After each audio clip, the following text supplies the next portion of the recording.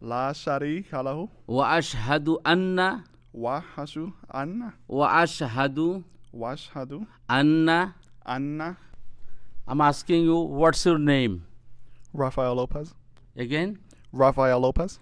So now, this is very easy thing, and to be a Muslim to only say two things.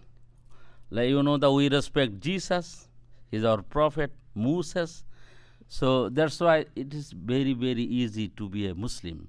So you may say after me, Ashhadu أشهد Allah ilaha أن لا إله illallahu إلا الله wahdahu وحده la sharika lahu لا شريك له wa ashhadu anna وأشهد anna أن Muhammadan محمدا abduhu عبده wa rasuluh.